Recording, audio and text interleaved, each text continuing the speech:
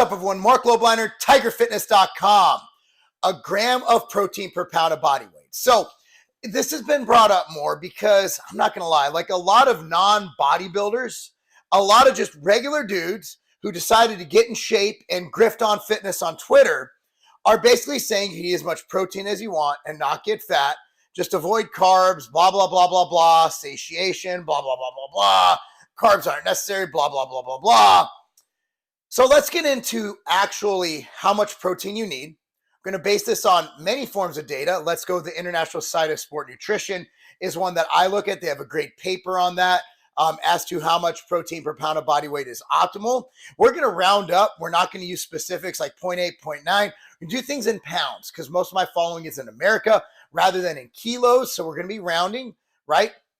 So when you look at the data, essentially, and you talk about, let's talk about natural lifters first, and then we'll talk about enhanced. Natural being not taking anabolic steroids, enhanced being taking anabolic steroids.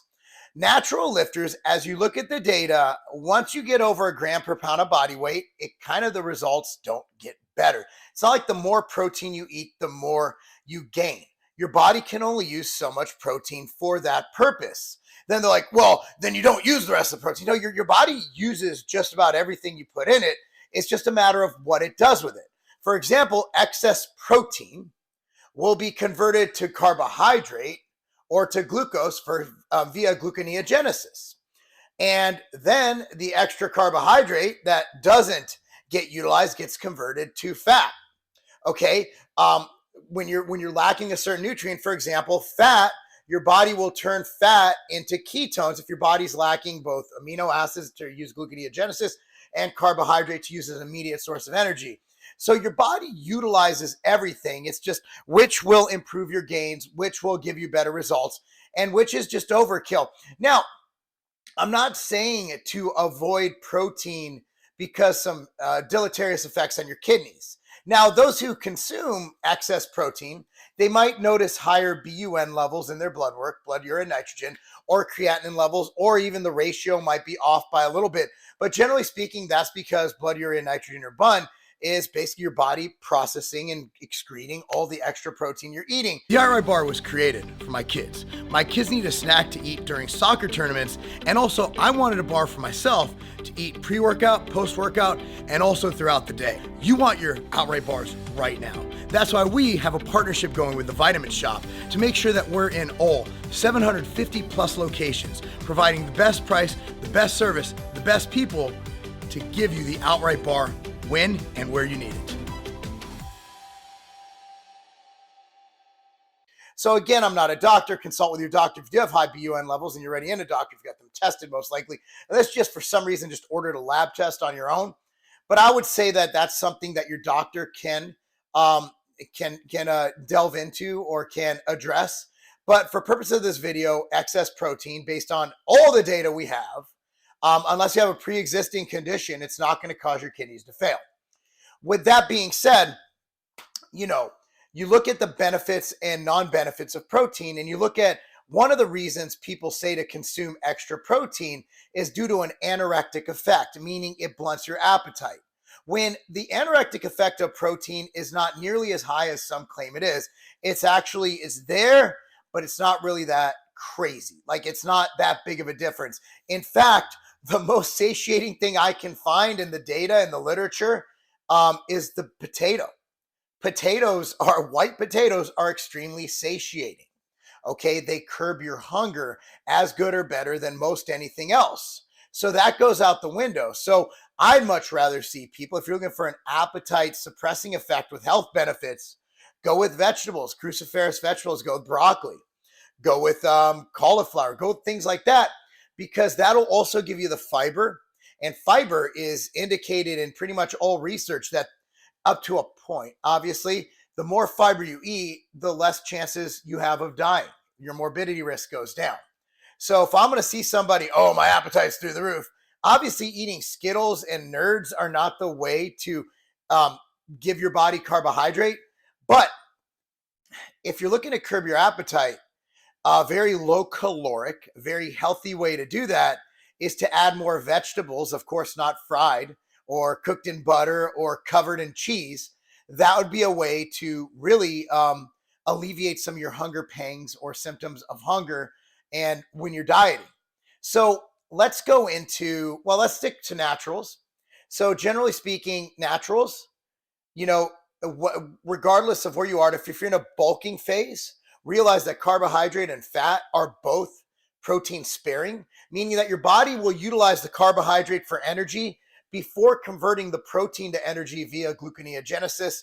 And fat obviously is used in hormone body processes. I'm not a super high fat guy, but I want to give you a good amount. I like 0.3 to 0.5 grams per kilo per pound of body weight. So if you weigh 200 pounds, that's around, let's say, 70 to 100 grams of fat in your diet per day. And that's your baseline. The carbohydrates you can adjust because your body doesn't technically need carbohydrates, but we like them for energy. We like them for the health benefits included in carbohydrate food, like vegetables and fruits and honey and things like that. And of course, the outright bar, which we'll talk about this later. There's an ingredient in here I want to talk about. So that's kind of that. I don't see a reason. The studies done by Helms showed that when in deep contest prep, when getting ready for a show, that one can benefit with protein as high as 1.5 grams per pound of body weight. So the leaner you get, the higher your protein can go, because you have to drop your carbohydrate normally to absurdly low levels to get into that level of body fat. I'm guessing 99.9997% of you are not trying to get to that condition. You just want your abs to show so you can go to the beach or maybe look a little better for a high school reunion or a trade show or wherever you're going. So that's what this video is for. This is not geared towards contest prep, although you just heard it from me. If you're contest prep, you can go higher. So what if you're enhanced? Now, this is something that I've differed with a lot of people on, in my opinion, for years. And I've been slammed for it. I've been blasted, but I think data is actually backing me up now.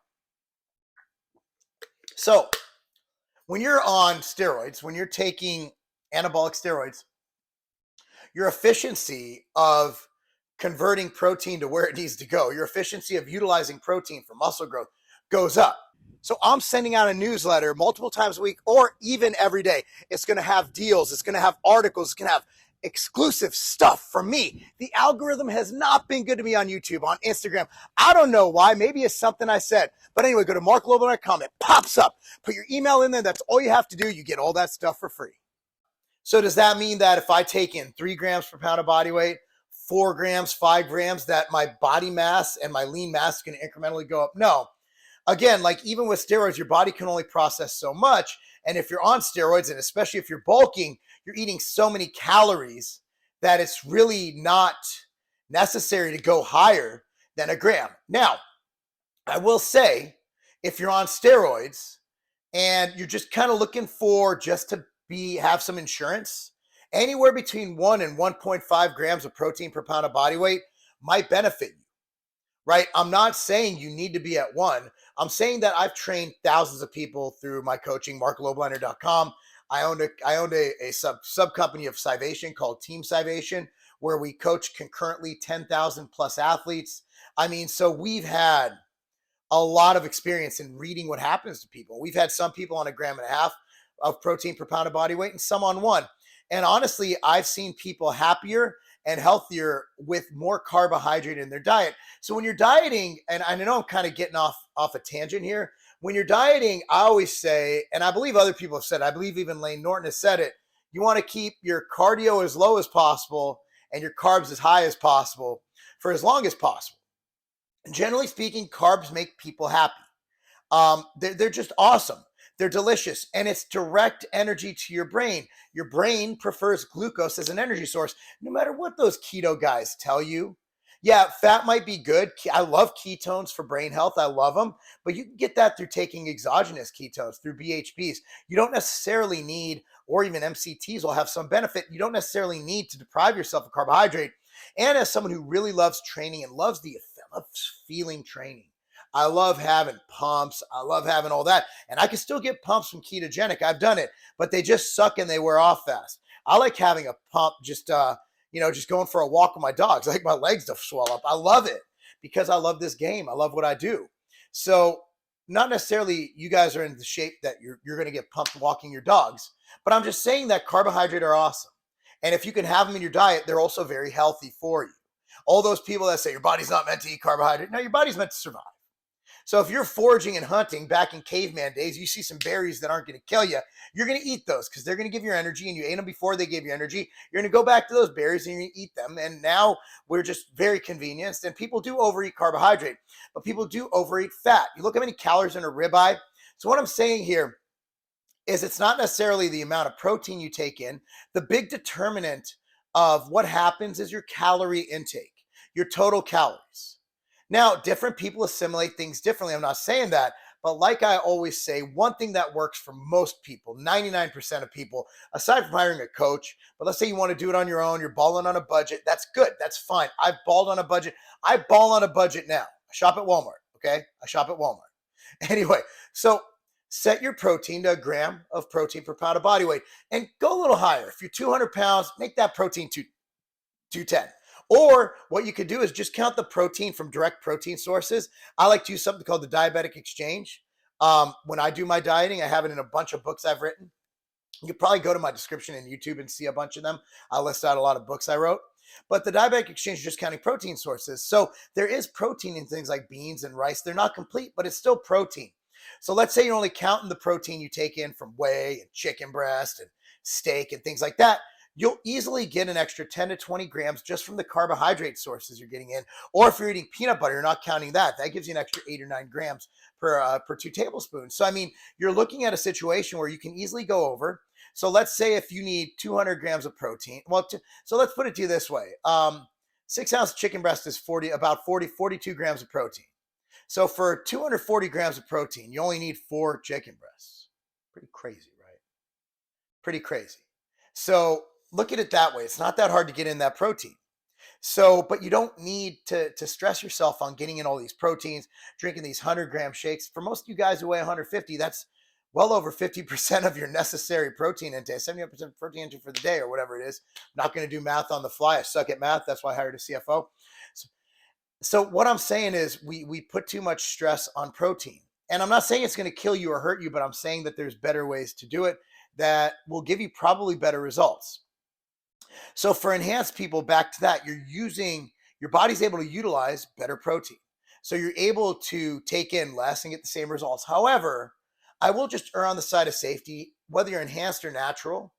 And I can make an argument that natural athletes need more protein, but I'm not going to do that. Let's just keep it simple. The ISSN recommends a gram of protein per pound of body weight per day. Those are the smartest people I know. And that's based on extrapolating data, a meta-analysis of a ton of different studies, and bring it all in one with no bias. These guys have no reason to say a gram versus 0.8 per gram, right? So what I recommend is 1 gram, and 1.5 is like fucking high. Like that's a lot of fucking protein. You don't necessarily need it. So again, the reason I'm doing this video is I see a lot of people just eat protein. If you're hungry, just eat protein. Like just eat more protein. Just eat more protein. Just eat more protein. Avoid veggies. Actually, it's the opposite. Veggies have been shown, again, in pretty much every study they're put in to decrease your chance of morbidity. That means you have less chance of dying every second of every day. That's a good thing. Okay, fiber is good. But protein is satiating. I have found that I'm more satiated by different types of carbohydrate than I am by protein. So a lot of people react differently. However, they do have a point. If you're eating dry ass chicken breast as your only macronutrient source, you're not going to want to eat much. So you're naturally going to eat less. And you're going to lose weight. However, if you're measuring your macros and you're accounting for every calorie, then yes, you can get by as long as the calories are equal with a balanced diet of adequate protein, carb, and fat. Again, 0.3 to 0.5 grams per pound of body weight of fat, 1 to 1.25 to 1.5 grams of protein, and then of course fill in the rest of your caloric needs with carbohydrate. And then what you do is you decrease that carbohydrate every time you hit a sticking point in your diet, or if you're bulking, you do the opposite, you increase your carbohydrate. So it's not that hard, guys. Anyway, one ingredient that has been shown, I'm just going to put this up because it's pertinent, and I use it in a couple of my products, and you might want to look into it. It's called Velocitol, and it actually 8 hours after you eat it. So we put a full dose in outright breakfast bars. So this is one of my favorites, mochaccino white chocolate. So you eat one of these, and it doubles the power of your protein, your MPS. It doubles that for 8 hours after you eat it. which is actually, it's insane. It's insane. So we have it in this. We also put in our intra-workout / fasting formula, Hydroglyph. So Hydroglyph contains essential amino acids and branched amino acids. So what Velocitol does is it attenuates, or it potentiates the effect of the amino acids that we're giving you in that formula for use during training or fasting or sipping throughout the day. That's what I usually do. So I get plenty of Velocitol, but again, you want to take a full dose, and I believe that's 2 grams. I have it in here. I believe it's 2 grams of Velocitol, which is the full dose we have in both Hydroglyph and in Outright Bar, the mochaccino breakfast variety. But if you get more than that, nothing bad's going to happen. But the effective studied dose is what I just said. But anyway, guys, let me know your thoughts. It's a fun video to make. I get this question all the time. And if you have any questions, list them in the comment section, or you can DM me on Instagram at Marc Lobliner. If you have a video question that you want me to answer, feel free to DM me and I'll do my best to get to it. Anyway, guys, thanks for watching. I'm Marc Lobliner. Please do all your shopping at tigerfitness.com. We do our best to earn your business and we really appreciate you. Thank you so much. That's not a game.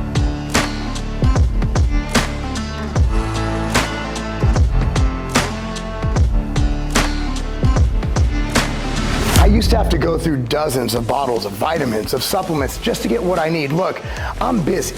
I'm running multiple businesses. I'm coaching. I'm a professional bodybuilder getting ready for my first pro show. I don't have time to sit there and do all that. I gotta go. I'm on the go all the time. That is why I created MTS Nutrition Immortal. Here's how they look. This replaces dozens of bottles of supplements. So let me tell you exactly what this has. It has probiotics, greens, liver detox, joint support, cardiovascular support, and the most complete multivitamin, multi-mineral supplement ever created. If you have a busy life or you simply want more time to do the things you love and be able to travel by just taking one simple little pack with you, Immortal's for you.